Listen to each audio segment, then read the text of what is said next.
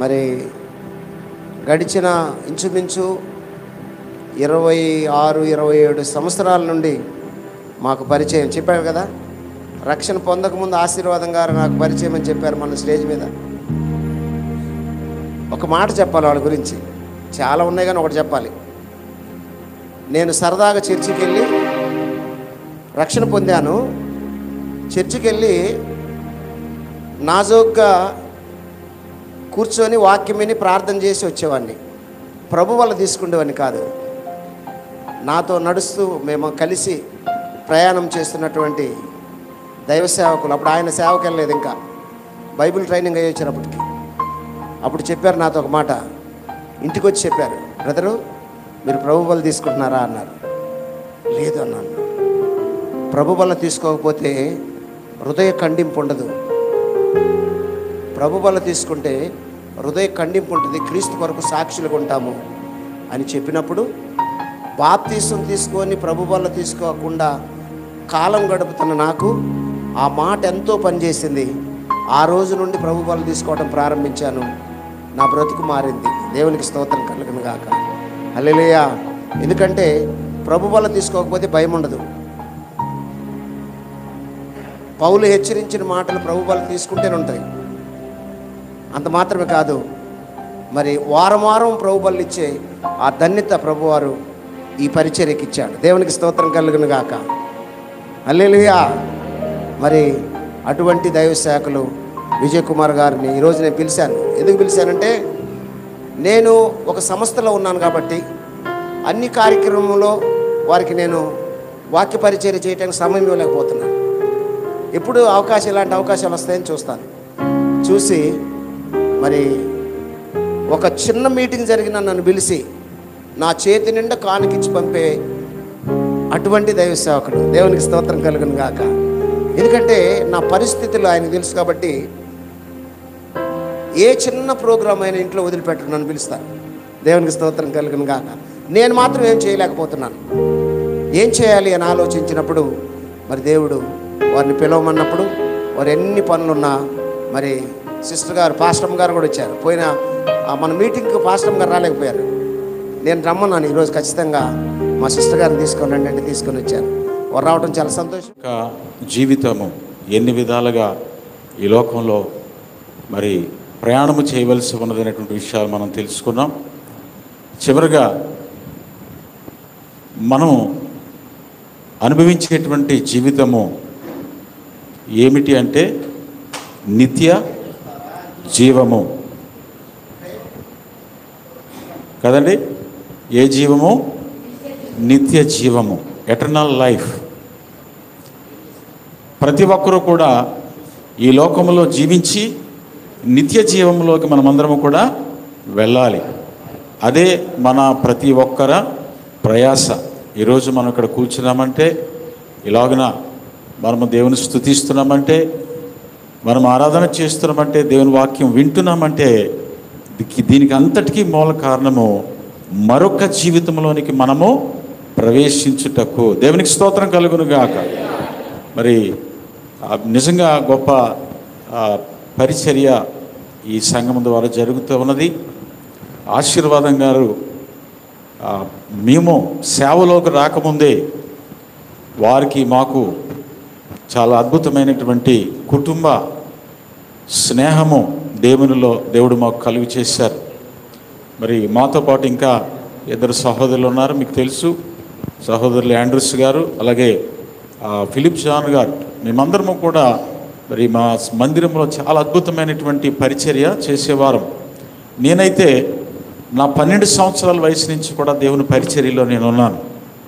నా 12 సంవత్సరాల వయసులోనే అనేకమైనటువంటి మరి మన భారతదేశంలో ఉన్నటువంటి స్టేట్స్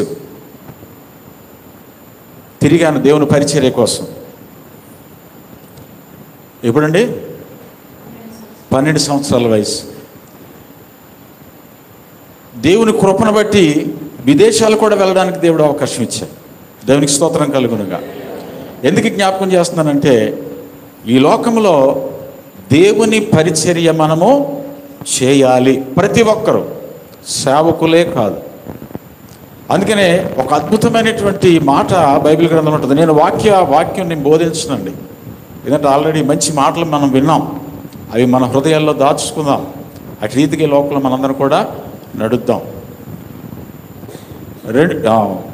2వ సమూయేలు గ్రంథంలో 22వ అధ్యాయంలో 13వ వచనంలో ఒక అద్భుతమైనటువంటి మాట ఉంటుంది. ఆ ఒక్క మాటే ఎవరన్నా చదివి సహాయం చేయండి. 2వ సమూయేలు 22వ అధ్యాయము 13వ వచనం. ఆయన సన్నిధి కాంతిలో ఉండే ఏం కణములమ్మా? నిప్పు కణములు పుట్టెను. దేవునికి స్తోత్రం కలుగును గాక. ఆయన సన్నిధిలో నుండి నిప్పు కణములు పడతాయట. ఆ నిప్పు కణములు ఎవరో తెలుసా? యు అండ్ మీ, నీవు నేను. నిప్పు కణములు ఎక్కడైనా పడితే ఏమైపోతాయి? అక్కడ ఉన్నటువంటివి ఏదైనా కాలిపోతాయి. మనం చూసారు ఇక్కడ విశాఖపట్నంలో ఒక బస్సు ఒకటి కాలిపోయింది, 150 మంది ఉన్నారట. దేవుని సన్నిధిలో నిప్పు కణములు పడతాయట. ఇందాక అమ్మగారి కోసం చెప్పారు, సేవకుడు కుటుంబము ఎంతో సేవకుని కొరకు పరిచర్య చేశారని. నిజంగా వారి కుటుంబానికి ప్రభునామంలో నాకు కృతజ్ఞతలు తెలియజేస్తున్నాను. అటువంటి విశ్వాసులు సంఘములో ఉండట సంఘానికి మేలుకరము, సేవకునికి మేలుకరము. దేవునికి స్తోత్రం. మరి ఈ 12 సంవత్సరాలు వయసు నుంచి నేను పరిచర్యలో ఉన్నాను పిల్లరా. మరి చాలా అద్భుతమైనటువంటి గొప్ప కార్యములు దేవుడు నా జీవితంలో చేశాడు. ఇప్పటి వరకు కూడా దేవుని పరిచర్యలోనే ఉంటాడు. ఉద్యోగం అంటున్నారు, కానీ నాకు ఉద్యోగం ఇంపార్టెంట్ కాదు. నా పరిచర్య సేవ. నేను దేవునితో మాట్లాడాను. నాకు సేవ నా ఉద్యోగం ఎప్పుడు వచ్చిందో తెలుసండి? నేను బైబిల్ కాలేజ్ కంప్లీట్ చేసిన తర్వాత దేవుడు నన్ను ఉద్యోగాన్ని పిలుచుకున్నాడు. నేను అడిగాను, దేవా ఎందుకు నన్ను ఉద్యోగం చేయమంటున్నావు అంటే, నీవు చేయవలసి ఉన్నది కాబట్టి ఆ ఉద్యోగాన్ని నీవు చేయాలి. దేవునికి స్తోత్రం కలుగునుగా. నిజంగా ఉద్యోగం చేస్తూ దేవుని పరిచర్య చేస్తూ ఉన్నానంటే అది దేవుడు నాకు ఇచ్చినటువంటి మహా ఉచితమైనటువంటి కృప. నేను ఎవరికి చెప్పుకోనండి, ఫలానా అని చెప్పుకొని. ఒక అగ్ని వలె దేవుని సన్నిధిలో మనము విడువబడాలి. ఫైర్, అగ్ని ఎంత శక్తి కలిగినటువంటిదో అంత శక్తి కలిగినటువంటి వారుగా మనం ఉండాలి. కాబట్టి ప్రతి ఒక్కరూ కూడా అలాగనే మనం జీవించాలి. ఒక్క వ్యక్తిని జ్ఞాపకం చేయాలని ఆశపడుతూ ఉన్నాను. ఒక సేవకుడు, ఒక దైవజనుడు ఒక రాజుగారి దగ్గరికి వచ్చి ఒక మాట చెప్పాడు. నీవు చనిపోబోతూ ఉన్నావు, నీ ఇల్లు చక్కబెట్టుకో. నీవు చనిపోబోతూ ఉన్నావు, నీ ఇల్లు చక్కబెట్టుకో. ఈ రోజున అదే ప్రశ్న మనకు వేశారనుకోండి, మనం ఎలాగా ఫీల్ అవుతాం? ఒక దైవజనుడు వచ్చి చెప్పాడట ఒక రాజుతో, నీవు చనిపోబోతూ ఉన్నావు. దేవునికి స్తోత్రం కలుగునుగా. పిల్లరా, అదే సమయంలో ఆ రాజుగారు ప్రార్థన చేశారట. ఎవరికి? దేవునికి. ఏమని ప్రార్థన చేశాడో తెలుసా? అయ్యా, నేను యథార్థవంతుడినై సత్యముతో నీ సన్నిధిలో నేను ఎట్లు నడుచుకుంటునో నీకు తెలుసు. నీకు తెలుసు. దేవుని స్తోత్రం కలుగును గాక. నేను ఎలాగ నడుచుకుంటునో నీ సన్నిధిలో నీకు తెలుసు ప్రభువా. ప్రియులరా, మనము దేవుని మందిరములో నడుచుకోవలసిన రీతిలో మనందరం కూడా నడుచుకోవాలి. నిప్పు కణముల వలె దేవుని అగ్ని చేత నింపబడాలి. నాకు ప్రతిసారి ఆశీర్వాదం గారు, మీ పాస్టర్ గారు చెప్తూ ఉంటారు. చాలామంది సంఘ పెద్దలు ఉన్నారు, వాళ్ళ పేర్లు నాకు తెలియదు, కానీ దాసు గారి గురించి మాత్రం ఎప్పుడు చెప్తారు.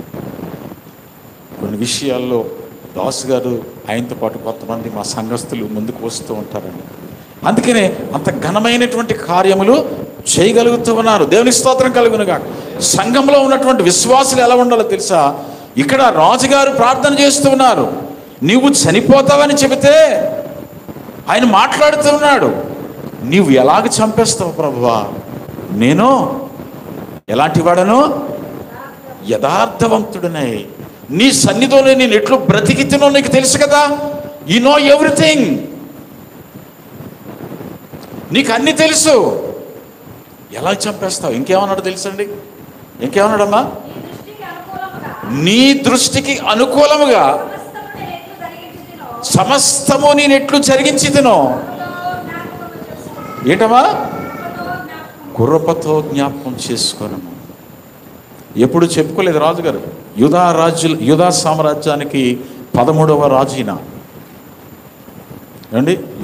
యూదా సామ్రాజ్యానికి ఈయన 13వ రాజు. Is a 13th king of Judah. 13వ రాజు. తన తండ్రి భయంకరమైనటువంటి పాపం చేశాడు, భయంకరమైన విగ్రహారాధన చేశాడు. కానీ ఈయన దానికి వ్యతిరేకముగా జీవించాడు, దేవునికి దగ్గరగా.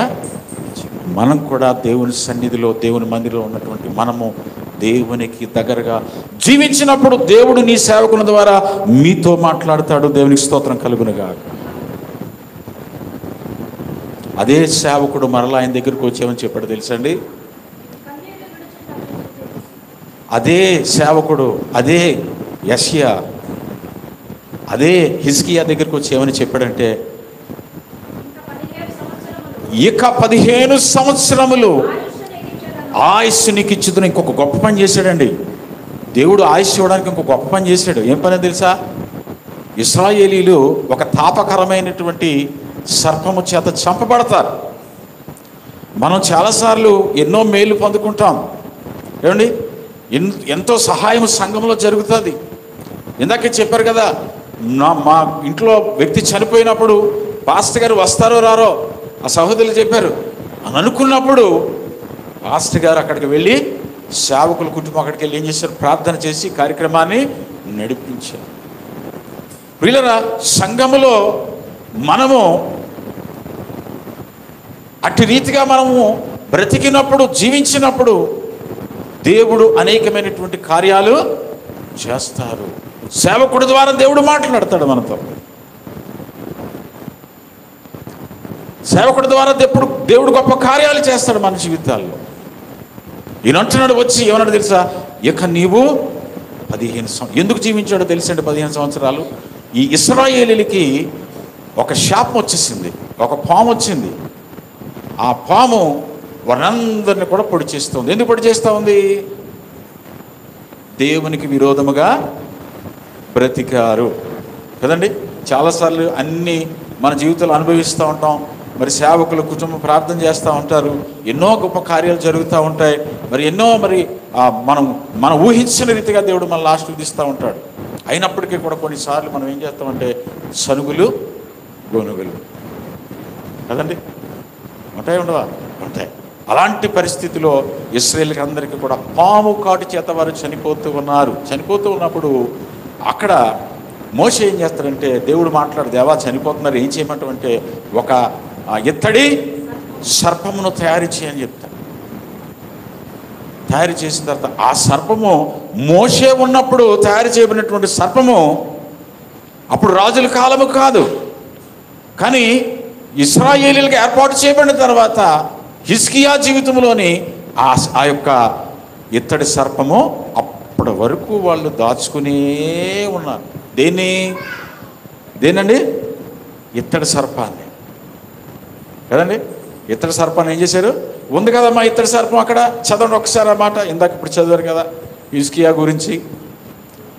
రాజుల గ్రంథము 18వ అధ్యాయము 1వ వచనం నుంచి కొన్ని మాటలు ఉంటాయి. అక్కడ ఒక్కసారి ఆ మాట చదివేసి ముగించేస్తాం.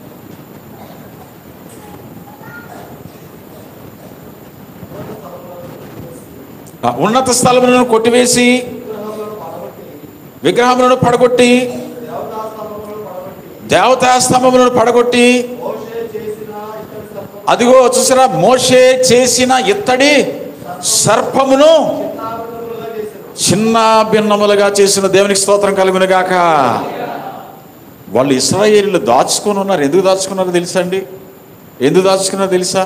అమ్మో, దీని ద్వారా మేమందరం కూడా రక్షించబడ్డాము, ఇంకా రక్షించబడతామేమో అని అనాలోచన చేత దాచుకున్నారు.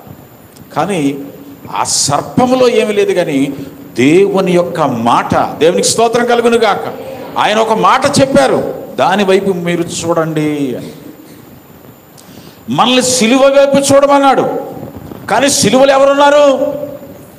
ఎవరున్నారండి? ఆకాశమును భూమిని సృష్టించిన వాడు, నీ కొరకు నా కొరకు తన ప్రాణం ఇచ్చి బలి అయిపోయినటువంటి వాడు ఎక్కడున్నాడు? సిలువ. ఈనాడు చాలామంది సిలువను చూస్తారు, సిలువలో ఉన్న యేసుక్రీస్తు వారిని ఆ పావును చూశారు, కానీ దేవుని యొక్క మాటను ఎవరు కూడా విశ్వసించారు. కాబట్టి పిల్లరా, విశ్వాసులమైనటువంటి మనము దేవుని వైపు చూస్తూ మనం ముందుకు పరుగులు తీయాలి. దేవుని వైపు చూస్తూ మనం ముందుకు నడవాలి. సంఘములో ప్రతి ఒక్కరూ కూడా దేవుని ఆత్మ చేత, అగ్ని చేత నింపబడాలి. బలమైనటువంటి నిప్పు కణికల వలె మనము నిలబడాలి, ముందుకు సాగిపోవాలి.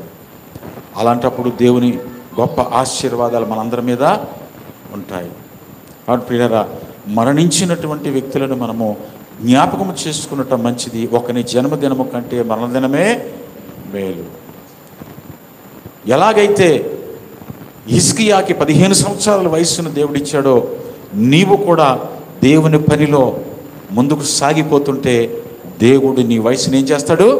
అధికము చేస్తాడు. దేవునికి స్తోత్రం చెప్పండి. హల్లెలూయా, హల్లెలూయా.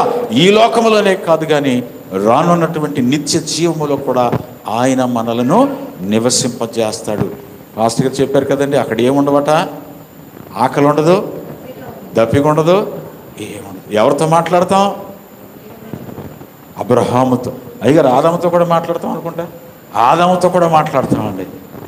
ఆదాముని మనం అడగొచ్చు, అయ్యా తండ్రి, ఎందుకు నీవు అవమాట విన్నా?